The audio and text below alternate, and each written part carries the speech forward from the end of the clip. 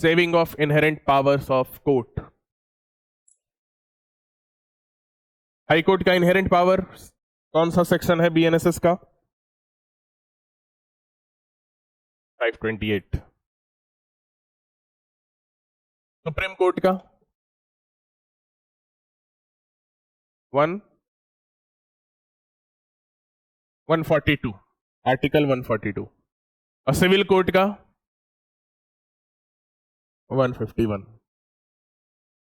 Inherent power, inherent power का मतलब कहने का मतलब है जो पावर आपके अंदर इनहेरेंट है, ठीक है, वो आपको किसी ने दिया नहीं है, उसको बस रिकॉग्नाइज किया गया। जो आपके अंदर इनहेरेंट है just by the virtue of your existence, ठीक है, just by the virtue of someone's existence the power which is inherent, मतलब वो बॉर्न हुआ है तो उसके अंदर वो इनहेरेंट है ये पावर। अब आपका इनहेरेंट पावर क्या है? Freedom of speech and expression, मतलब राइट, इनहेरेंट राइट अगर बात करें, जितना फंडामेंटल राइट है इनहेरेंट है आपके अंदर। इनहेरेंट पावर क्या है? आप चल सकते हैं, आप कूद सकते हैं, दौड़ सकते हैं, ये सब क्या है? इनहेरेंट है। आप ह्यूमन बीइंग बॉर्न हुए हैं, आपको ये पावर मिला। वैसे ही कोर्ट अगर कोई है, उनके एग्जिस्टेंस के साथ ही उनके पास कुछ पावर पोजेस हो जाता है। वो पावर क्या होता है? To do complete justice. Court बना ही किस लिए है? पूर्ण रूप से न्याय ही करने के लिए बनाया ना। तो अब मान कोई टेक्निकल रूल के कारण अगर कहीं पे इनजस्टिस हो रहा है तो कोर्ट वहां पे क्या कोई ऑर्डर पास नहीं कर सकता है? कर सकता है ना, आखिर कोर्ट को अल्टीमेटली जस्टिस ही कॉज करना है। अब हर एक पॉसिबल सर्कमस्टेंस को ध्यान में रख के कानून तो बन नहीं सकता है, नहीं तो मैग्ना कार्टा जब आया था उसी वक्त कानून बन गया रहता पूरा दुनिया के लिए राइट हर पॉसिबल सर्कमस्टेंस को देख के तो कानून नहीं बन सकता ना। हमारा संविधान 26 जनवरी 1950 को तो कितना अमेंडमेंट हो चुके हैं? How many amendments has 106? 106 amendment हो गया। अभी 106 साल भी आजादी का नहीं हुआ है, ठीक है, 106 अमेंडमेंट हो चुका है। तो जब लॉ तो हम आज बना के पूरा अगले 200-300 साल के लिए बना नहीं सकते, वो तो सिचुएशन के साथ कितने लॉ में चेंजेस लाना होता है, कितने लॉ को रिपील करना होता है, कितने नए लॉ लाने होते हैं, कितने लॉ को थोड़ा मॉडिफाइड वे में अप्लाई करना होता है। तो law is dynamic, law is not static. तो दैट इज वाई आपको थोड़ा लेवरेज, थोड़ा स्कोप, पावर एक्सरसाइज करने का ब्रॉडर स्कोप आपको कोर्ट्स को देना होगा, जो कि सर्कमस्टेंसेस को देखते हुए कोई भी ऑर्डर पास कर सकते हैं, क्योंकि लेजिस्लेचर हर एक पॉसिबल सर्कमस्टेंस के लिए कानून नहीं बना सकता। तो इसीलिए कोर्ट को के पास इनहेरेंट पावर्स होते हैं just by the virtue of their existence. Inherent power court का जो होता है वो ये होता है कि कोर्ट कोई भी ऑर्डर पास कर सकता है for to purposes. One, to prevent the abuse of process of the court, and second, to do complete justice। कोई भी कोर्ट के प्रोसेस के अब्यूज को प्रिवेंट करने के लिए। अब जैसे एक एग्जांपल दे रहे हैं, मान के चलो प्लेंट मैंने कोर्ट में जाके फाइल किया, प्लेंट कोर्ट में फाइल किया, वो प्लेंट फ्रिवलस और वेक्सेसियस प्लेंट है, उसमें केवल फॉल्स क्लेम हम किए हैं, ठीक है, मैंने फॉल्स क्लेम किया, प्लेंट मैंने फाइल कर दिया, कोर्ट ने उसको एक्सेप्ट कर लिया। कोर्ट ने दूसरे पार्टी को क्या भेजा? समन। समन भेजा किस लिए? अपीयर होने के लिए। दूसरे पार्टी को बोला कोर्ट में अपीयर होने के लिए। अभी समन भेजा गया है और अभी अपीयरेंस दूसरे पार्टी का नहीं हुआ है, उसी बीच कोर्ट को पता चला कि ये प्लेंट जो है फ्रिवलस है, कोई इसमें ना कोई कॉज ऑफ एक्शन है, लिमिटेशन पीरियड से भी बार्ड है, पता चल गया कोर्ट को बीच में ही। शुरू में नहीं पता चला था, जब वो सूट प्रेजेंट किया था प्लेंट, उस समय नहीं पता चला, लेकिन अभी दूसरा पार्टी समन में अपीयर नहीं हुआ है, उससे पहले ही कोर्ट को पता चल गया कि भाई ये प्लेंट फ्रिवलस है, इसमें कोई कॉज ऑफ एक्शन नहीं है, लिमिटेशन पीरियड से भी बार्ड है। तो अब यहां पे कोर्ट वो समन, अब तुम लोग समन पढ़े हो कि कैसे इशू होता है, समन वापस लिया जाता है, ऐसा कहीं पढ़े हो? क्या कोर्ट वहां पे समन वापस नहीं ले सकता है? अब वहां पे जब प्लेंट ही रिजेक्ट हो गया तो फिर वो जो समन जो पहले इशू हो गया था उसमें दूसरा पार्टी आएगा तो उसका फालतू का कोर्ट में आने का एक्सपेंस होगा, इनकन्वीनियंस होगा, एम्बैरेसमेंट होगा, बहुत सारी चीजें होंगी ना। क्या कोर्ट वो समन ऑर्डर वापस नहीं ले सकता? ले सकता है ना। कैसे ले सकता है? इनहेरेंट पावर में। कोई कोर्ट का प्रोसेस अब्यूज हुआ था, सामने वाले ने कोर्ट के प्रोसेस को अब्यूज किया था, तो कोर्ट उसको प्रिवेंट करने के लिए वो वापस ले रहा है। आर यू गेटिंग मी?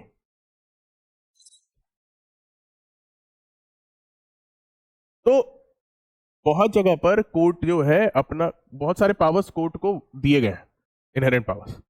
अच्छा, सिविल कोर्ट, सिविल कोर्ट कहने का मतलब है ये इनहेरेंट पावर कौन सा सिविल कोर्ट एक्सरसाइज करेगा, कौन सा court? Nothing in this court shall be deemed to limit or otherwise affect the power of the court. अब ये कोर्ट कौन सा है? हाई कोर्ट है, सुप्रीम कोर्ट है, सिविल कोर्ट है, मुंसिफ कोर्ट है, सब जज कोर्ट है, कौन सा court? Which court will exercise inherent power in civil cases? Which court बताइए? Any civil court.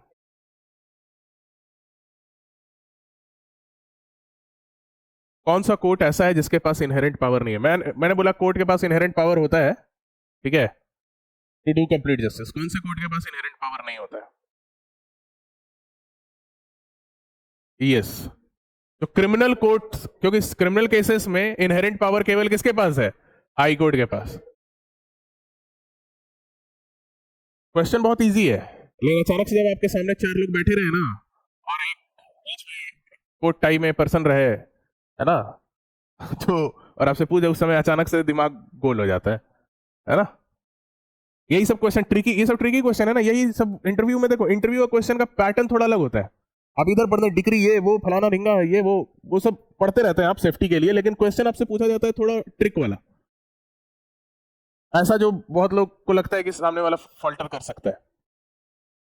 Criminal courts जितने भी होते हैं अपार्ट फ्रॉम हाई कोर्ट, उनके पास इनहेरेंट पावर कहां होता है? सेशन कोर्ट के पास भी नहीं है, judicial magistrate first class, second class, CJM, इनके पास भी इनहेरेंट पावर रिकॉग्नाइज नहीं है।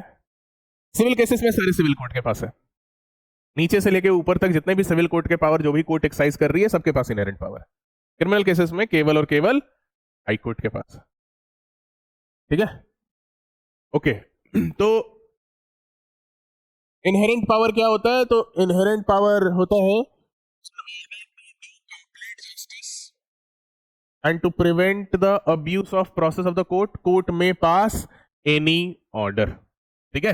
Nothing in this code shall be deemed to limit or otherwise affect the inherent power of the court to make such orders as may be necessary for the ends of justice, मतलब न्याय करने के लिए, या to prevent the abuse of process of the court। तो यही दो purpose के लिए आपका एक्सरसाइज होता है इनहेरेंट पावर, राइट? लेकिन अब दूसरी तरफ यह भी बात है कि इनहेरेंट पावर का स्कोप बहुत वाइड है, और जब पावर का स्कोप बहुत वाइड होता है तो वो ससेप्टेबल टू अब्यूज भी हो जाता है, तो उसको भी चेक करना है। एक तरफ तो ये सेक्शन 151 बोल रहा है nothing in this code will limit, कुछ लिमिट नहीं करेगा कोर्ट के इनहेरेंट पावर को, लेकिन दूसरी तरफ सुप्रीम कोर्ट ने मनोहर लाल वर्सेस सेठ हीरालाल के केस में आपको बताया, मनोहर लाल वर्सेस सेठ Hiralal one of the landmark cases है सीपीसी में, बहुत जगह हम लोग पढ़ते हैं इस केस को। इस केस में कोर्ट ने क्लियरली रिकॉग्नाइज किया कि inherent power of the court unlimited नहीं होता है। There are certain limits on the exercise of inherent power of the court.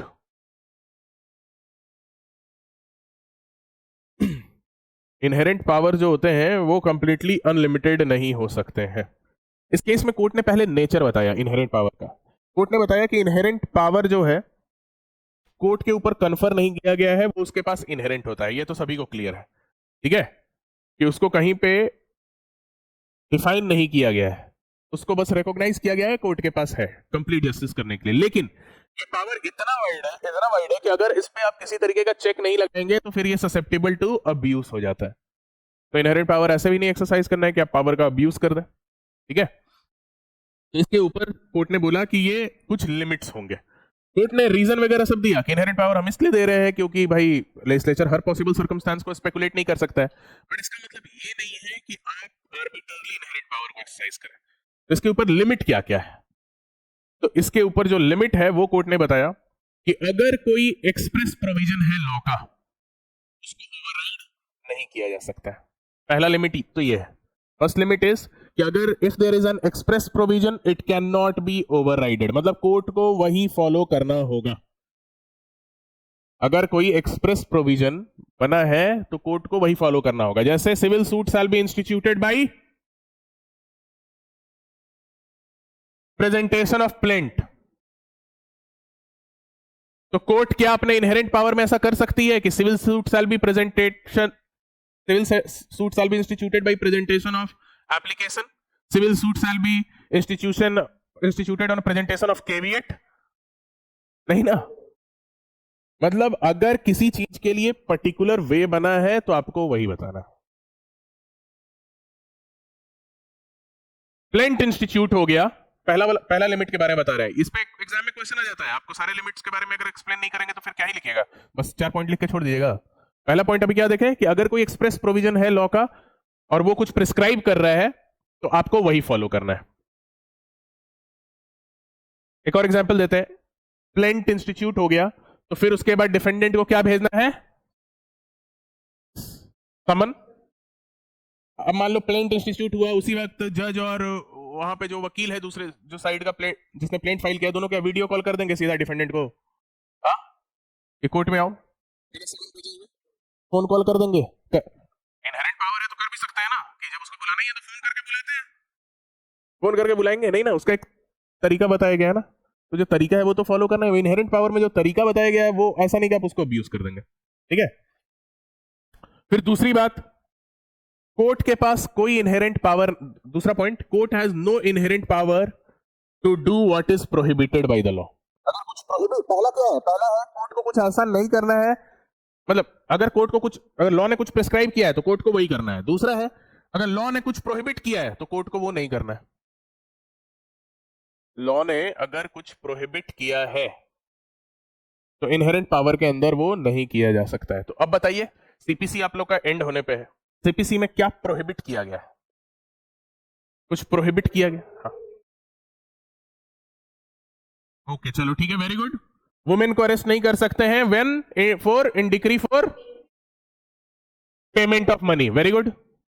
Women, एक मिनट, वुमेन को अरेस्ट नहीं कर सकते इन payment of decree for money, यानी इनहेरेंट पावर में भी कोर्ट उसको अरेस्ट नहीं करवा सकता। और कोई एग्जांपल? हाँ बोलो, क्या बोलो? हाई कोर्ट के अलावा कोई और कोर्ट सेकंड अपील नहीं सुन सकता। बोला कि नहीं, सिविल कोर्ट ही सेकंड अपील सुनेगा। हो सकता है ऐसा? नहीं हो सकता, ठीक है। Second appeal substantial question of law को छोड़ के किसी और क्वेश्चन पे हो ही नहीं सकता है। क्या इनहेरेंट पावर में कोर्ट कोई और क्वेश्चन पे सेकंड अपील सुन सकती है? नहीं। Why? This has been expressly prohibited. और कोई एग्जांपल? एग्जेम्प्टेड प्रॉपर्टी को आप अटैच नहीं कर सकते, वेरी गुड। अब देखो ये सब चीज ना अगर नहीं सोचोगे ना, एग्जाम में लिखाता नहीं है, फिर एग्जाम में पॉइंट दिमाग में आता नहीं है। अभी देखो, अभी सोच रहे हो आराम से, फ्री स्पेस है, कितना सारा पॉइंट आ रहा है, आप अच्छे से एक्सप्लेन कर सकते हैं एक एक पॉइंट को।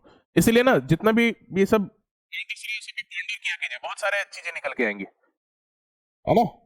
अगर किसी चीज को अटैचमेंट से एग्जेम्प्ट किया गया है कोर्ट इनहेरेंट पावर में, ऐसा नहीं है कि उसको अटैच कर ले। हाँ, कोई ऑनलाइन में कुछ बोल रहा था, बताइए।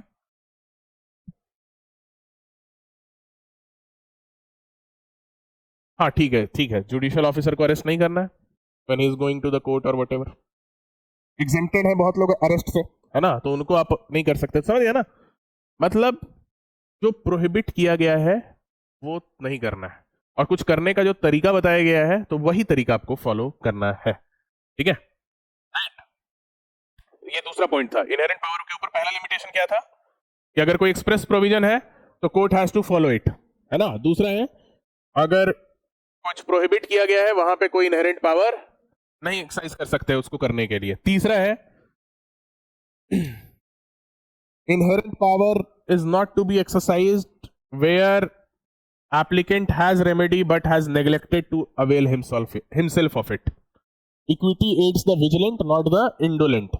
मतलब अगर वहां पे किसी पर्सन को कोई रेमेडी है, सीपीसी के अंदर कोई रेमेडी दिया गया है, बट उसने वो रेमेडी एक्सरसाइज नहीं किया, रेमेडी अवेल नहीं किया, ठीक है, तो अब बाद में कोर्ट इनहेरेंट पावर के एक्सरसाइज में, ठीक है, उसको वो रेमेडी अलाउ नहीं करेगी, है ना। अगर वो सफिशिएंट रीजन अपने डिले का बता दिया जाए तब अलग बात है, but otherwise under the inherent power also you can not do so.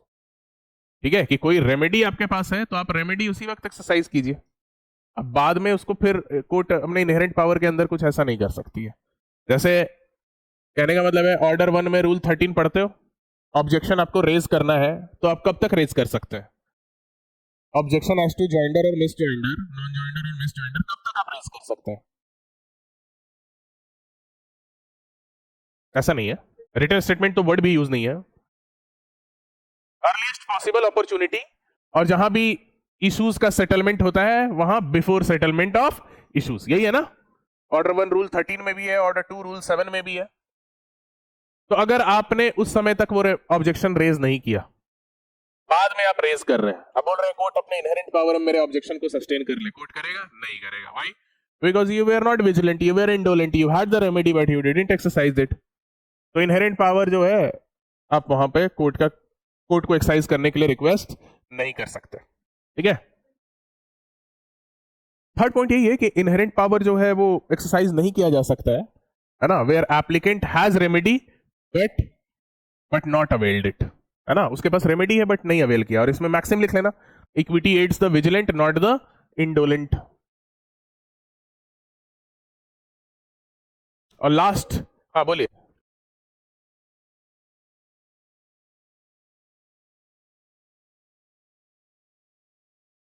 Yes, लेकिन वो तो खैर लॉ में ही आपको वो सेकंड वाले का एग्जांपल हो जाएगा, हमको लग रहा है ना, क्योंकि वो तो लॉ में ही प्रोहिबिट किया गया है ना स्पेसिफिकली। हाँ, वो सेकंड वाला जो आपका है पॉइंट, उसका हो जाएगा। अभी तक कितने लिमिटेशन हुए इनहेरेंट पावर पे? 3। चौथा है inherent power is restricted only to procedural matters, केवल प्रोसीजरल मैटर पे ही इनहेरेंट पावर एक्सरसाइज हो सकता है, not on any other matter. Substantive law में इनहेरेंट पावर नहीं एक्सरसाइज होने लगेगा। अब जैसे कहने का मतलब है प्रोसीजरल मैटर क्या है कि आपको आपको आपके पास कोई, आपके अगेंस्ट कोई सिविल रॉन्ग हुआ है, आपका कोई ब्रीच ऑफ कॉन्ट्रैक्ट हुआ है, अब आपको सूट फाइल करना है, कहां फाइल करेंगे, कैसे फाइल करेंगे, कैसे सूट प्रोसीड करेगा, ये सब प्रोसीजरल मैटर है ना। सब्सटैंटिव मैटर्स पे इनहेरेंट पावर नहीं एक्सरसाइज होता है। सब्सटैंटिव मैटर जो सब्सटैंटिव राइट्स आपको मिले, अब कॉन्ट्रैक्ट एक्ट में मान के चलो फ्री कंसेंट का ग्राउंड मिला है, क्या क्या फ्री कंसेंट अगर नहीं है तो कॉन्ट्रैक्ट क्या हो जाता है? वॉइडेबल हो जाता है। अब कोई पर्सन वॉइडेबल कराने के लिए जा रहा है कोर्ट में, कोर्ट बोल रहा है कि नहीं, हम अपने इनहेरेंट पावर में हम इंडियो इन्फ्लुएंस पे वॉइड नहीं करेंगे, है ना, हम कोर्सन पे नहीं करेंगे। ऐसा कर सकता है कोर्ट? नहीं कर सकता है। केवल प्रोसीजरल मैटर पे ही इनहेरेंट पावर एक्सरसाइज हो सकता है। ठीक है, तो 4 लिमिटेशन है इनहेरेंट पावर पे, चारों पॉइंट आपको ये सब एग्जाम में क्वेश्चन आता है मेंस में। ठीक है, चारों पॉइंट को आप अलग अलग प्रोविजन के हेल्प से एक्सप्लेन करेंगे। चारों पॉइंट को जब बता रहे होंगे तो रेलेवेंट प्रोविजंस का सेक्शन नंबर प्रोविजन भी बताएंगे, है ना। तो अच्छा, ये तो देख लिया इनहेरेंट पावर हम कब एक्सरसाइज नहीं कर सकते। अब एक्सरसाइज कर कब सकते हैं, तो इसमें हम लोग बस 2 ही चीज जाने, टू डू कंप्लीट जस्टिस और to prevent abuse of process of court. अब इनहेरेंट पावर कब कब एक्सरसाइज कर सकते हैं, वैसा कुछ एग्जांपल से डिस्कस किया जाए। हम लोग देखें कि इनहेरेंट पावर वहीं पे एक्सरसाइज कर सकते हैं जहां कुछ प्रोहिबिटेड नहीं, अगर प्रोहिबिट किया गया तो एक्सरसाइज नहीं कर सकते। तो अब समझो इस चीज को, इनहेरेंट पावर बेसिकली एक्सरसाइज कब होगा? हर जगह तो लिमिट लगा दिया है कि अगर कुछ बताया गया है तो वैसे ही करो, उसी वे में करो, कुछ प्रोहिबिट किया गया है तो वैसा नहीं करो। तो भाई हम करें क्या इनहेरेंट पावर में? तो देखो, इनहेरेंट पावर में क्या किया जाता है, इनहेरेंट पावर आप कैसे कब एक्सरसाइज करते हैं? आप देखेंगे, आप बस ये चेक करेंगे कि क्या कुछ प्रोहिबिट तो नहीं किया गया। अगर प्रोहिबिट किया गया है तो नो इनहेरेंट पावर, है ना, पढ़े नहीं अभी हम लोग। दूसरी तरफ है कुछ अलाउ तो नहीं किया गया, कुछ अलाउ किया गया है क्या? यस, कुछ अलाउ किया गया है, बट वहां पे कोई प्रोहिबिशन नहीं लगा है।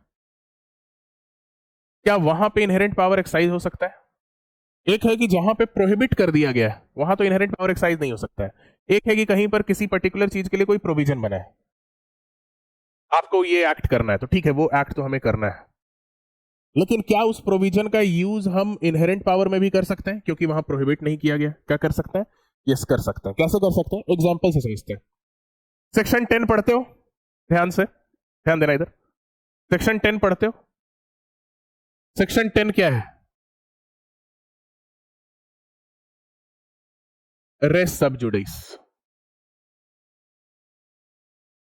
रेस सब जुडिस का ये प्रोविजन क्या बताता है कि अगर एक ही मैटर पे कोई और दूसरा सूट आता है तो फिर वहां पे सबसीक्वेंट सूट क्या होगा, स्टे हो जाएगा सबसीक्वेंट सूट। तो सबसीक्वेंट सूट स्टे पे स्टे कब लगता है, क्या ग्राउंड दिया गया है सेक्शन 10 में कि मैटर, हाँ डायरेक्टली सब्सटेंशियली इन इशू सेम है, दोनों कोर्ट कॉम्पिटेंट कोर्ट है, ये सब एसेंशियल रिक्वायरमेंट है।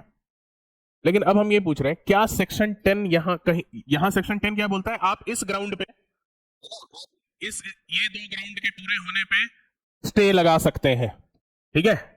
लेकिन क्या सेक्शन 10 बोलता है कि ये दो ग्राउंड के अलावा किसी और ग्राउंड पे स्टे नहीं लग सकता है, ऐसा कहीं सेक्शन 10 में बताया गया है, नहीं बताया। यानी सेक्शन 10 स्टे लगाने को अलाउ कर रहा है ये दो ग्राउंड पे, वो दो ग्राउंड बता दिया और बोला इस दो ग्राउंड पे आप स्टे लगा सकते हैं, लेकिन ऐसा कहीं वहां पे प्रोहिबिट नहीं कर रहा है कि ये दो ग्राउंड के अलावा आप कहीं और स्टे लगा ही नहीं सकते। तो यानी कहने का मतलब है स्टे किसी और ग्राउंड पे भी लग सकता है, कोई पार्टी डिले कर रहा है तो सूट स्टे कर दो उसके, है ना, कोई पार्टी बुलाने पे नहीं आ रहा है सूट स्टे कर दो उसका। लेकिन ये सब कहां होगा, इनहेरेंट पावर में, समझ रहे हो। अगर कुछ प्रोहिबिट कर दिया, वुमेन को अरेस्ट नहीं करना है for decree for payment of money, तो नहीं करना है, वो तो लॉ में बोल रहा है नहीं करना है, सूट हम स्टे लगाना चाह रहे हैं लेकिन वो सेक्शन 10 वाले ग्राउंड पे नहीं किसी और ग्राउंड पे, तो लगा सकते हैं अगर जस्टिफाइड ग्राउंड है तो। क्यों, क्योंकि सेक्शन 10 कहीं पे ये नहीं बोलता है कि और कहीं स्टे लग ही नहीं सकता है, समझ रहे हो। तो सेक्शन 10 अलाउ किया है, सेक्शन 10 ने अलाउ किया है कि आप जो है स्टे लगा सकते हैं ये दो ग्राउंड पे, बट ऐसा कहीं प्रोहिबिट नहीं किया है कि किसी और ग्राउंड पे आप स्टे नहीं लगा सकते। Are you getting me. अब जैसे ex parte decree, ex parte decree को सेट असाइड करना हो तो आप कहां जाते हैं, क्या कौन सा प्रोविजन देखते हैं, ऑर्डर 9 रूल 13 में क्या है। हाँ तो setting aside ex parte decree कैसे, मुंह देख के कैसे x parte decree set aside order 9 rule 13 में कैसे करते हैं, एप्लीकेशन फाइल करके यार, बस है ना, वहां पे एप्लीकेशन फाइल करके बोले, ऑर्डर 9 रूल 13 बोला ना, एप्लीकेशन फाइल कर सकते हैं आप to set aside ex parte decree. Order 9 rule 13 बोलता है क्या कि एप्लीकेशन के अलावा कुछ नहीं फाइल कर सकते, एप्लीकेशन के अलावा किसी और तरीके से एक्स पार्टे डिक्री आप सेट असाइड नहीं करा सकते, ऐसा बोलता है क्या ऑर्डर 9 रूल 13, यस और नो। तो यानी यहां पे हम इनहेरेंट पावर में एक्स पार्टे डिक्री को सेट असाइड कर सकते हैं, कर सकते हैं अगर कुछ प्रोहिबिट नहीं किया गया, ठीक है। तो in addition to it, not in substitution या उसको रिप्लेस करके, in addition to it inherent power can be set aside on any other ground. Summon भेजने का कितना सारा मोड आपको बताया गया है, बताइए क्या क्या मोड है समन भेजने का। पर्सनल सर्विस है ना, दस्ती समन है, सब्सटीट्यूटेड, लेकिन कहीं पर ऑर्डर 5 बोलता है इसके अलावा और कोई मोड से समन भेज ही नहीं सकते। तो अगर in order to do complete justice अगर कोई और मोड से समन भेजना हो भेजा जा सकता है, हो सकता है ना। अब देखो ये सब पॉसिबिलिटी कब आती है, ऐसा नहीं कोर्ट आर्बिट्रली ये सब पावर एक्सरसाइज करेगा, ये सब पॉसिबिलिटी क्या कब आएगी, मान के चलो समन भेजने का क्या मोड है, आप कोर्ट ऑफिसर के थ्रू भेजेंगे, मान के चलो कोर्ट के सारे ऑफिसर हड़ताल पे है ना, 2 महीने का हड़ताल वो लोग डिक्लेयर कर दिए। दूसरी तरफ प्लेंटिफ समन, दस्ती समन लेके जा सकता है, लेकिन प्लेंटिफ जो है हैंडीकैप्ड है, ठीक है, मान के चलिए प्लेंटिफ हैंडीकैप्ड है ना, पोस्टल सर्विस काम नहीं कर रहा है ना, देश में वॉर का स्थिति बना हुआ है, मतलब एक पॉसिबिलिटी हम बता रहे हैं, मतलब कोई मोड दिख नहीं रहा है, कोई मोड जो बताया गया है प्रेस्क्राइब्ड मोड, वो सारे मोड में से कोई नहीं दिख रहा है, ठीक है।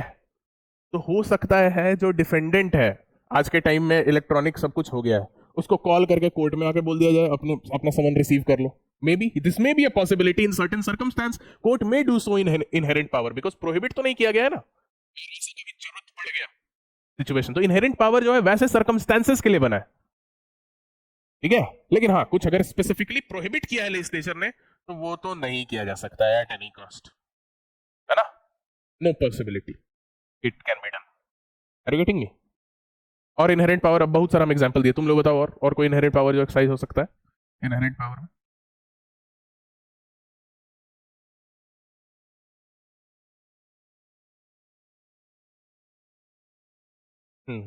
ठीक है वो, हाँ वो तो जजमेंट के थ्रू लाया गया था ना, सलेम एडवोकेट बार एसोसिएशन, वो तो रूलिंग में ही ला दिया उसको, इनहेरेंट पावर मत कंप्लीट करो। हाँ बोलो, ऑनलाइन में बता रहे थे अभी, बोलो।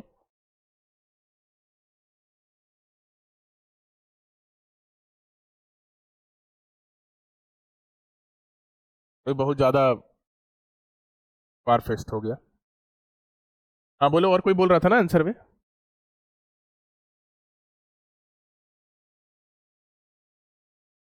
वेरी गुड, वेरी गुड, मतलब विदाउट एप्लीकेशन हाँ कर सकते हैं, ठीक है।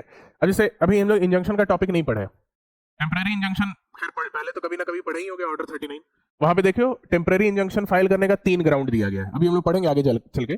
3 ग्राउंड क्या दिया है? पहला दिया है कि अगर वहां पे जो प्रॉपर्टी है it is in danger of being wasted, alienated और डिस्पोज्ड ऑफ। दूसरा है where the plaintiff threaten to remove the property out of the jurisdiction. तीसरा है where the plaintiff sorry plaintiff बोल रहे डिफेंडेंट।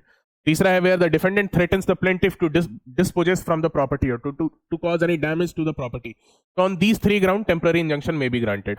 बट यहाँ पे कहीं ये नहीं बोल रहा है कि इन 3 ग्राउंड के अलावा और कभी हो ही नहीं सकता है। ये 3 ग्राउंड पे तो टेम्पररी इंजंक्शन मिल ही सकता है ऑर्डर 39 में।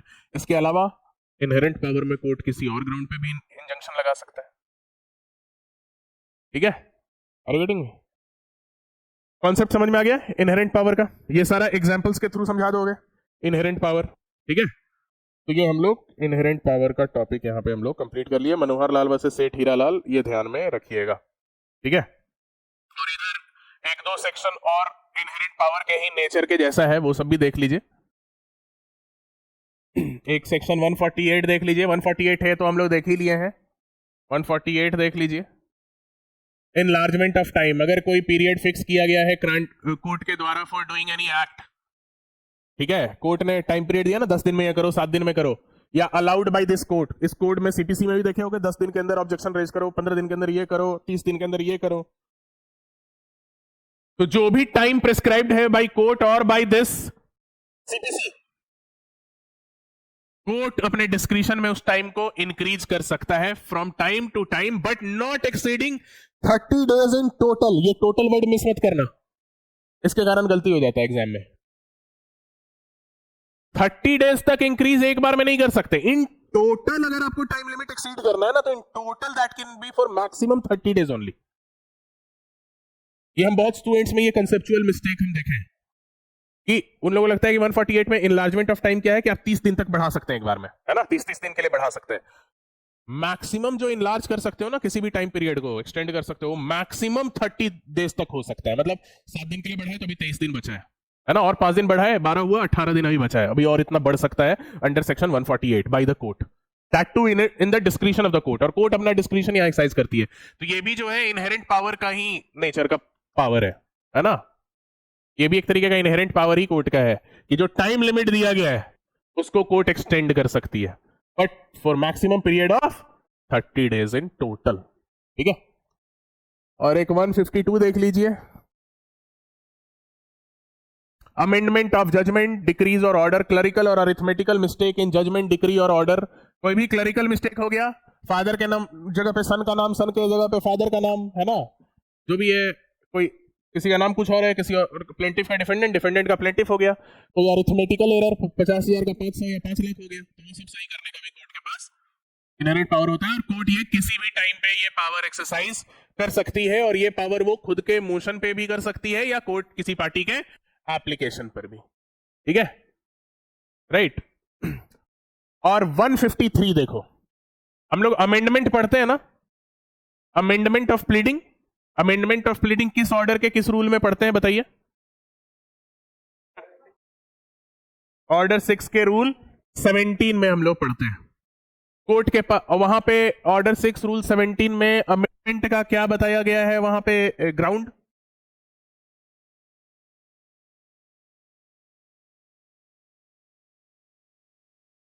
फिर से बोलिए। हाँ, कि पार्टीज के बीच में एक्चुअल कंट्रोवर्सी क्या है वो क्लियर हो सके। ठीक है, ये बताया गया है, ये ग्राउंड। और अगर ट्रायल कमेंस हो गया है तो वहां पे एक और ग्राउंड सेटिस्फाई करना होगा, क्या? एक एडिशनल ग्राउंड वहां पे सेटिस्फाई करना पड़ता है।